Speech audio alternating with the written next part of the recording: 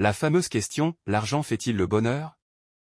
C'est une interrogation qui traverse les siècles et qui mérite qu'on la décortique sérieusement. On peut la développer sous plusieurs angles, psychologiques, sociologiques, économiques et philosophiques. Allons-y étape par étape. Le rôle pratique de l'argent. L'argent est un outil, il permet de satisfaire des besoins fondamentaux selon la pyramide de Maslow, besoins physiologiques, nourriture, logement, santé. Besoins de sécurité, stabilité, assurance contre les imprévus. Besoins sociaux et reconnaissance, accès à des activités sociales, loisirs, statut. Bref, avoir suffisamment d'argent pour vivre décemment réduit le stress et peut contribuer au bien-être.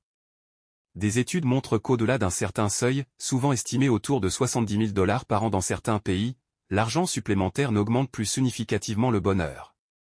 Les limites de l'argent. L'argent n'achète pas tout. Les aspects les plus profonds du bonheur viennent souvent de relations humaines, famille, amis, amour, accomplissement personnel, projets, passion, carrière épanouissante, santé mentale et physique, stress, anxiété, équilibre émotionnel. Un individu très riche mais isolé ou insatisfait de sa vie personnelle peut être profondément malheureux.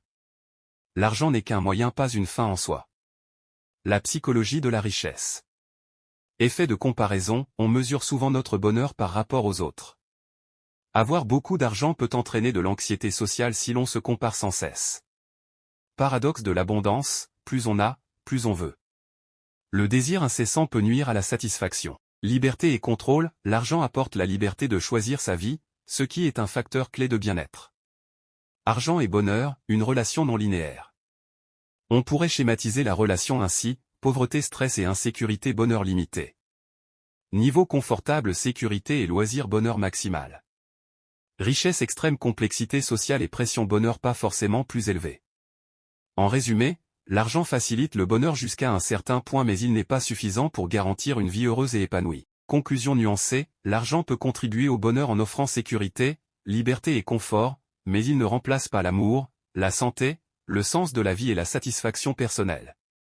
Le vrai secret du bonheur semble être un équilibre, suffisamment d'argent pour vivre sans stress, mais pas au point de sacrifier ses relations et sa santé mentale dans la course au toujours plus.